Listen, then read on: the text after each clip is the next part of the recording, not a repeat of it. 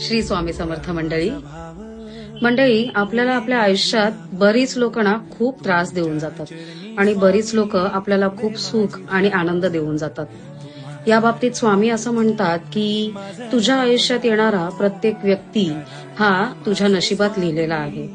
मग एखाद्या व्यक्तीचं तुला खूप त्रास देतोय, त्याच्यामुळे तुला खूप वेदना सहन कराव्या लागतायत, तर ह्याचा अर्थ तो तुला तुझ्या वाईट कर्मांची शिक्षा देण्यासाठी आलाय।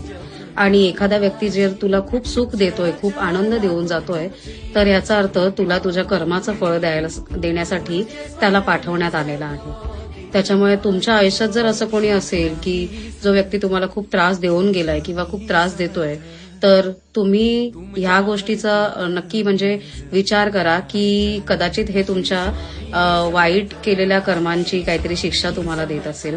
आणि जर तुम्हाला एखादा व्यक्ती खूप आनंद देऊन जातोय, खूप म्हणजे खूप छान सुख देतय, तर ह्याचा अर्थ नक्कीच तुम्ही खूप छान म्हणजे कर्म केलेत ज्याचं फळ देण्यासाठी तो आला आहे। त्याच्यामुळे मला असं वाटतं वाईट कर्मांची शिक्षा देणाऱ्या व्यक्तीवरती राग रुसवा धरण्यात काही अर्थ नाहीये।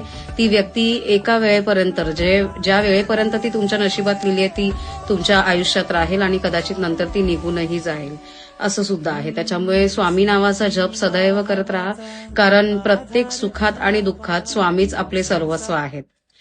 श्री स्वामी समर्थ।